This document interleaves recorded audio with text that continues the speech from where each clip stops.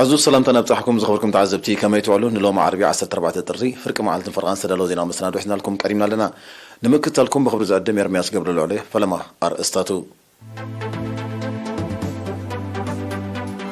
اب زبا ماكل عوده مصنعتي معقاب بهلا ورشات مال تغفيتو ኤርትራውያን ነበርቲ ኩዌት ሃገራዊ መደባት ንምዕዋት ድልውነቶም አረጋግጾም ኣብ ዓዲ ተክሊዛን ክዋደድ ጸንሐ ፕሮጀክት ማይ ተመሪቑ ኣብ ካዛኽስታን ተዋፊሩ ጸንሐ ብሩስያ ዝምራሕ ዞባዊ ዓቃብ ሰላም ሓይሊ ተልእኽኡ ዛዚሙ ክምለስ ከም ጀመረ ተገሊጹ ኣብ ምዕራባዊ ክፋል ኣውስትራልያ ክብረ ወሰን ዝሓዘ መጠን ዋዒ ከም ተመስገበ ተሓቢሩ ኣብ መንጎ ሰራዊት አዘርባይጃንን አርሜኒያን ግጭት ከምተወልዕ ተገሊጹ ሓበሬታ ካብ ሚኒስትር ጥዕና ትማሊ ኣብ መወሸብን መመርመርን ማእከላት ዞባታት ማእከል ደቡብን ሰሜናዊ ቀይ ባሕርን ብዝተገብረ ናይ ላቦራቶሪ ምርመራታት 102 ዜጋታት ብኮሮና ቫይረስ ምልካፎም ተረጋጊጹሎ ንሳቶም 94 ካብ ዞባ ማእከል ማለት 11 ካብ መወሸቢ ማእከል 83 ድማ ካብ መመርመር ማእከላት ኮይኖም አድራሻኦም ቲራቮሎ አባሻውል ጎዳይፍ ማእከል ከተማ ቀሓውታ በሪኽ ዓዲ ሃከፋ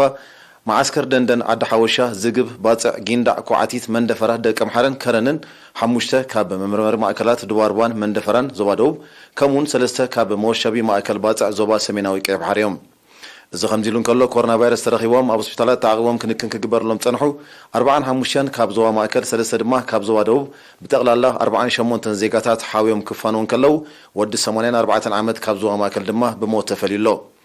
بز مسرت تغلال قطري بكورونا فيروس تلفو زيغاتات كسابت مالي شمون تشحن شعات 255 بتحلو شمون تشحن 204 كابزيوم حاوي مستفانو 85 بمستفليو 506 دما غنا اب هوسبيتالات تعقوم زركبيوم مينستر طعنا 13 طري كل تشحن 22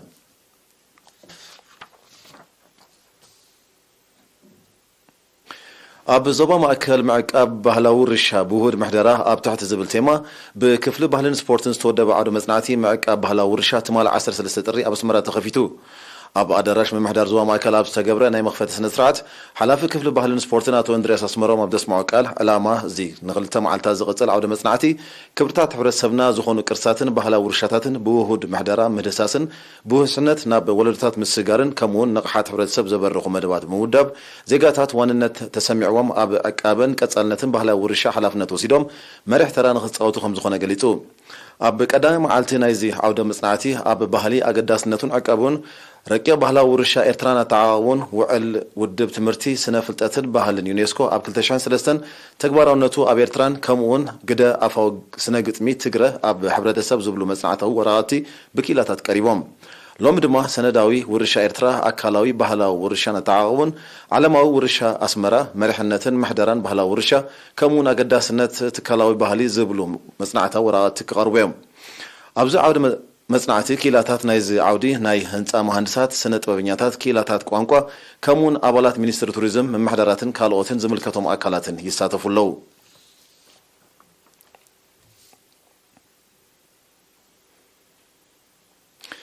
ኤርትራውያን ነበርቲ ኩዌት ኣብ ዘካይድዎ ሰሚናር ክተት ከም መድረኻዊ ግድነት ሃገራዊ መደባት ንምዕዋት በሓፈሻ ኩለ መደባ መኸተ ድማ ብፍላይ ንምዕዋት ዘለዎም ድልውነት አራጊጾም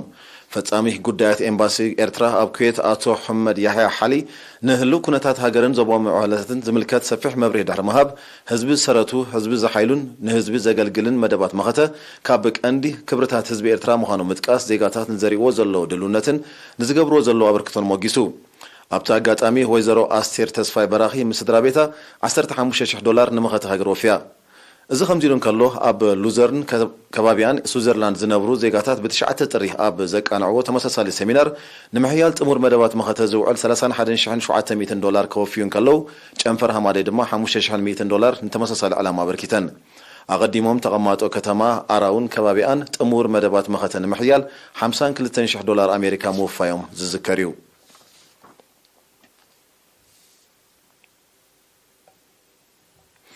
اب عدد تكليزان من محدار كبابي كلتا دنب سلام بالعلى 1 مليون نقفا كوادة عنها بروجكت ماي ب 11 طر تمريغو እቲ ብምትሕባር ክፍሊ ሃብቲ ማይን መማሕዳር ዞባ አንሰባን ብዕዙዝ ተሳትፎም ዝተተግበረ ፕሮጀክት ምህናፅ ናውጣ ማይን ምዝርጋሕ 1.2 ኪሎ ሜትር ዝነውሓቱ ሻምብቆታትን ከም ዘጠቓልል ኣመሓዳሪ ሓውሲ ከተማ ዓተከሌዛን አቶ ማርቆስ ሃይለስላሴ ሓቢሩ ምዝዛም ናይቲ ፕሮጀክት ካብ ኣፌት ገዝኦም ፀሬቱ ዝተሓለወ ማይ ክረኽቡ ከም ዘብቅዖም እዚ ድማ ንዝነበሮም ሃልኪ ዓብ ፍታሕ ከም ዝኾነ ነበርቲ ገሊፆም ኣመሓዳሪ ንዞባ ዓተከሌዛን አቶ እድሪስ መሐመድ ጉዕላይ ኣብ ዘስምዖ ቃል ተዋዲዱ ዘሎ ፕሮጀክት ማይ ንምዕቃብ ይኹን ንምምዕባል ውሁድ ስራሕ ከም ዝሓትት ገንዚቡ ካብ ሓውሲ ከተማ ዓተከሌዛን ንሸነኽ ደቡብ 1 ኪሎ ሜትር ርሕቃ ትርከብ ደንበ ሰላም ኣስታት 400 ነበርቲ ኣለውዋ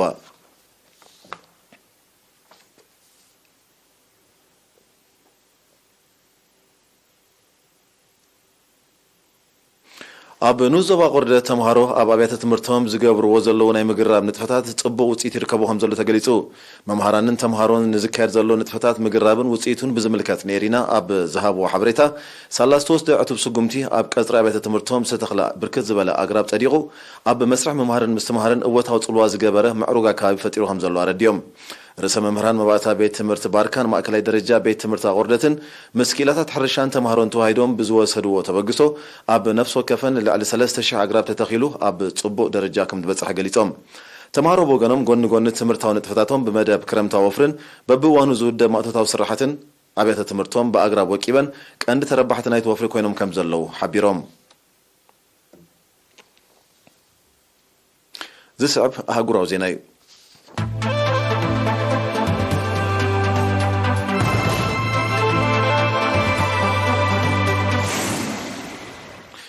ኣብ ካዛክስታን ዝተፈጥረ ዓብዪ ንምህዳእ ተዋፊሩ ፀንሐ ብሩስያ ዝምራሕ ዞባዊ ዓቃብ ሰላም ሓይሊ ተልእኹ ዛዚሙ ክምለስ ከም ዝጀመረ ተገሊጹ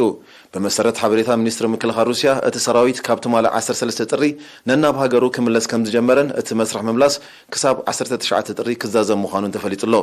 እቲ ሰራዊት ኣብ ካዛክስታን ዝተፈጥረ ከቢድ ሰብኣውን ንዋታውን ክሳራ ዘውረደ ህዝባዊ ናዕቢ ኣብ ምህዳእ ተራ ከም ዝነበሮ ዝገለጸ ፕሬዚደንት ሩስያ ቭላድሚር ፑቲን ኣብዚ እዋን እዚ ናብ ሃገሩ ዝምለሰሉ እዋን ከም ዝኣኸለ ረድዩ እቲ ዓቃብ ሰላም ሰራዊት ብጠለብ መንግስቲ ካዛክስታን ንኣስታት ሓደ ሰሙን ኣብታ ኤስያዊት ሃገር ተዋፊሩ ጸኒሑ በቲ ኣብ ካዛክስታን ዝተፈጥረን ኢድ ግዳማውያን ወገናት ከም ዝነበሮ ዝጥርጠርን ዕግርግር ህይወት ልዕሊ 170 ሰባት ከዝጠፍእ እንከሎ ከቢድ ንዋታዊ ዕንወት ከም ዝወረደ ይዝከር መንግስቲ ካዛክስታን ዓላማ ናይቲ ናዕቢ ፍሹል ፈተና ዕልዋ ምንባሩ ኣብ ዝሓለፈ መዓልታት ምግላጹ ኣይርስዓን እቲ ተሪዮ ኣብ ታሪክ ካዛክስታን እቲ ዝኸፍአ ናዕቢ ምዃኑ እዮም ጸብጻባት ዘረዱ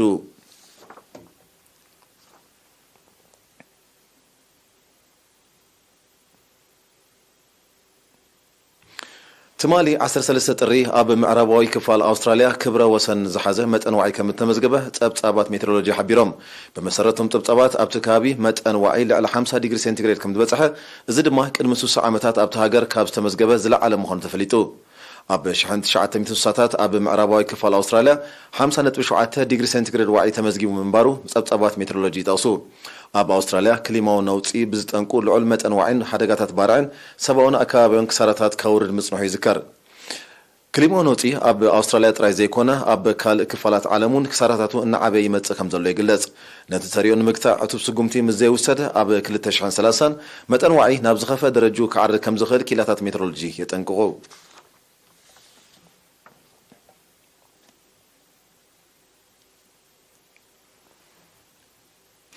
ኣብ መንጎ ሰራዊት አዘርባይጃንን አርሜንያን ግጭት ከም ተወልዐ ማዕከናት ዜና ገሊፀን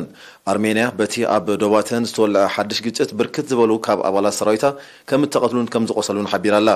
አዘርባይጃኑን በቲ ግጭት ቁጽሮም ዘይጠቀሰቶም ኣባላት ሰራዊት ከም ዝኸሰረት ኣፍሊጣ ክልቴን ሃገራት በቲ ጉዳይና ሓድሕደን ይዋቀሳ ምህላውን ተገሊጹ ኣብ መወዳእታ 2020 ኣብ መንጎ እንድሕር ዝተበጽሐ ስምዕ ምቁራጽ ተውሲ ኣብ ዶባተን ግጭት ክውላዕ ናይ ፈለማ ከም ዘይኮነ ጸብጸባት ይረዱ ኣብ 2020 ብኣከራኻሪ ዞባ ናጎርኖ ካራባኽ ኣብ መንጎ ሰራዊት ክልቴን ሃገራት ብዝተኻየደ ምልውዋጥ ከቢድ ብረትን ሚሳይላትን ካብ ክልቲኡ ወገን ልዕሊ 6,000 ሰባት ከም ተቐትሉ ይዝከር ኣብ መወዳእታ ናይ 1990ታት ኣብ መንጎ ክልቴን ሃገራት ብዝተወልዐ ውግእ ልዕሊ 30,000 ሰባት ከም ተቐትሉን ጸብጸባት ይረዱ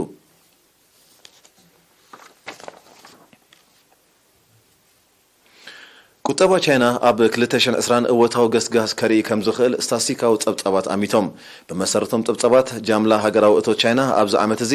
ብ5.5 ሚታዊት ክዓቢ ተኽእሎ ከም ዘሎ ተፈሊጡሎ መጠን እታውን ሰደድን ቻይና ከም ናይ ዝሓለፈ ዓመት ጽቡቕ ገስጋስ ከመዝግብ ከም ዝኽእል ኣብቲ ፀብጻብ ተጠቒሱሎ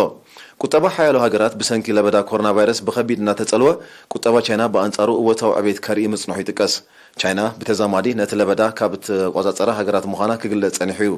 ቻይና ኣብ ቁጠባ ጥራይ ዘይኮነ ኣብ ቴክኖሎጂን ካልእን ጽላታቱን ጽቡቕ ገስጋስ ተመዝግብ ከም ዘላ ይሕበር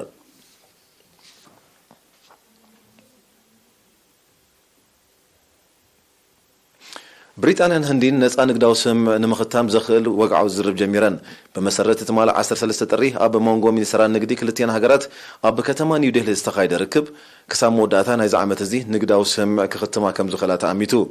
እቲ ስምምዕ ድሕሪ ምኽታሙ መጠን ዓመታዊ ንግዳዊ ምልውዋጥ ብሪጣንያን ህንድን ናይ ቢልዮናት ዶላር ወስኺ ከርኢ ትፅቢት ይግበር በዚ ድማ እቲ ስምምዕ ኣብ ምድንፋዕ ቁጠባዊ ክልቲአን ሃገራት ኣገዳሲ ኣበርክቶ ከም ዝህልዎ ሚኒስትራት ክልቲአን ሃገራት ሓቢሮም ኣለዉ بريطانيا كاب أبالنت أوروبا حبر الدهر موسى مسحيالو هجرات نقداو سمع كتكت مصنحة تبصابات يردو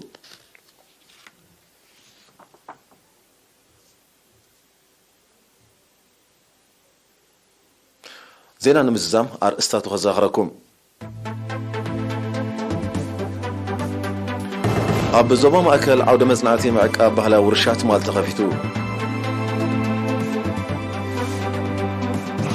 ኤርትራውያን ነበርቲ ኩዌት ሃገራዊ መደባት ንምዕዋት ድልውነቶም ኣረጋጊጾም ኣብ ዓዲ ተክሌ ዛን ክዋደድ ጸንሐ ፕሮጀክት ማይ ተመሪቑ